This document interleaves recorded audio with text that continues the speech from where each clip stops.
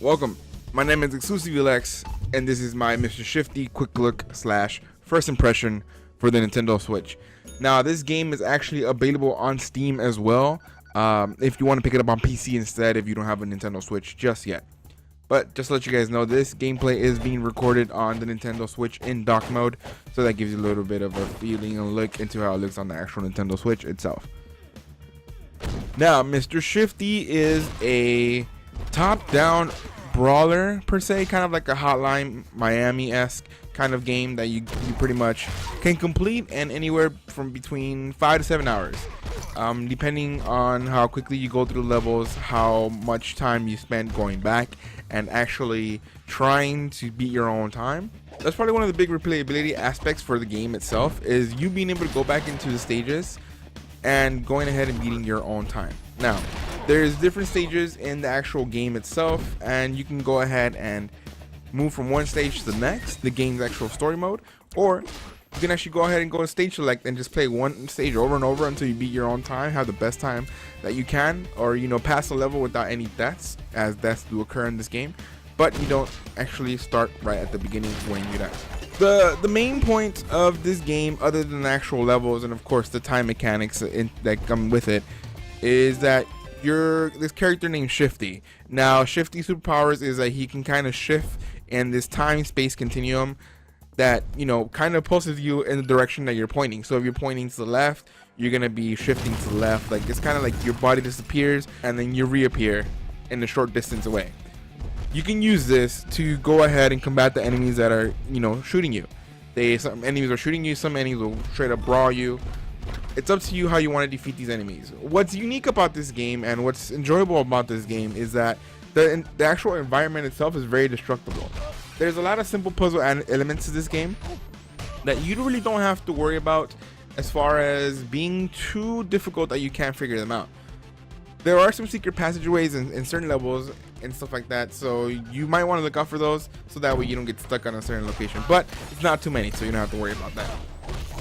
The good thing is that all these levels for Mr. Shifty are quick pick up and go levels, so that means you can pick up your Switch, play a quick stage, and then you're done. Or if you have a longer ride, you can play the whole story mode over and over again, so that way you can pretty much have the best time in each level, or your best time overall for the story mode, or try to complete everything without a death. You have different challenges you can give yourself when it comes to this game. What's good about this game and the fact that it has destructible environments is that you can use different distractions, different trickery. You can even use the enemies against each other in order for you to be able to survive.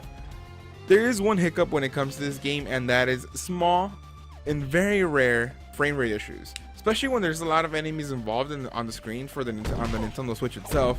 Even in the dock mode, the frame rate can kind of drop all of a sudden. It's a very small moment that it happens, and it doesn't happen a lot. It actually happens very rarely, but it does happen. Like I said, when there's a lot of enemies on the screen, when there's a lot of destruction going on with the environment, the frame rate seems to be an issue in that point. At least I noticed it in those times, and it was kind of a small issue. Again, not a very big thing, but that's one of the things that you do have to look out for when there's so many enemy AI and destruction going on at the same time on the actual screen. One of the things that they do is they try to have like simple puzzle elements that I said in order for your character to die over and over again.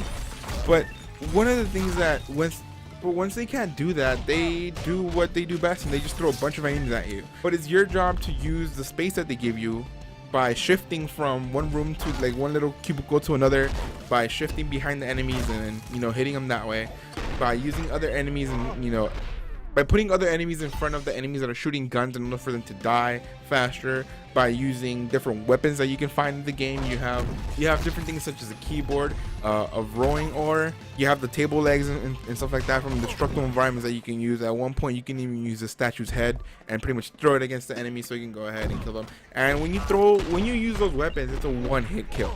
Some enemies that take one punch, some take two, some take three.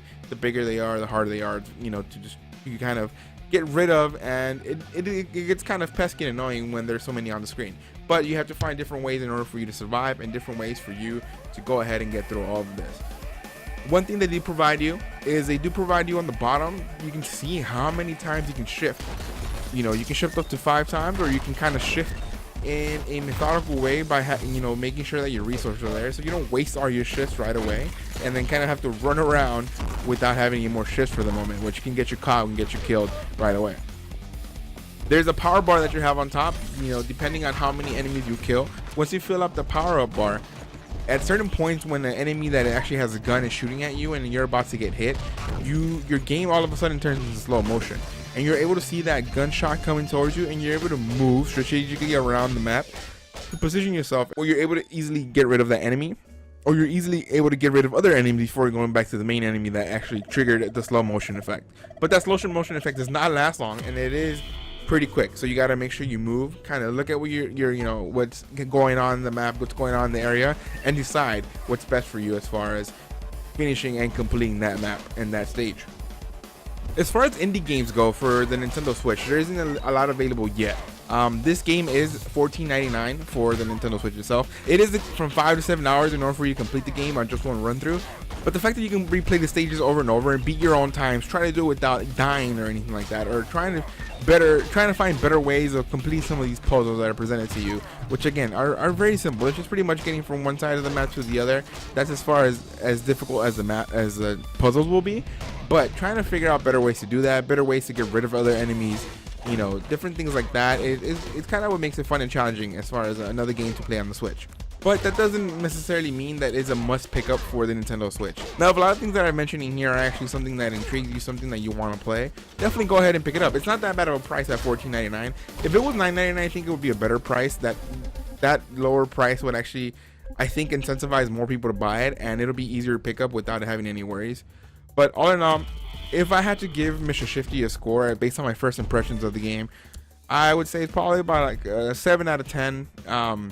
More than anything, it's a good game. It's not a great game overall, but it is something enjoyable that you can play on Nintendo Switch. But again, when it comes to Nintendo Switch, indie games being on the actual system, I do support. So for that aspect, you know, if you want to go ahead and pick it up, you can go ahead and do so. Of course, this is all just based on my first impression with the game. What do you think of the game? Let me know in the comments below. Or you think you're picking it up? Is there anything I missed that you saw in this game? What other games do you suggest people pick up on Nintendo Switch as far as indie games? And what are you looking forward to? Let me know in the comments below. As always, guys, if you guys like this video, hit that like button. If you guys want to watch more videos like this, hit that subscribe button. We're going to definitely be looking at more games coming out for the Nintendo Switch, giving them my first impressions on that. Some more Let's Plays coming your way as well, especially the new Telltale Guardians. And as always, guys, my name is Exclusively Lex. Welcome to the Exclusive Family. We're in for a hell of a ride. Take care, guys.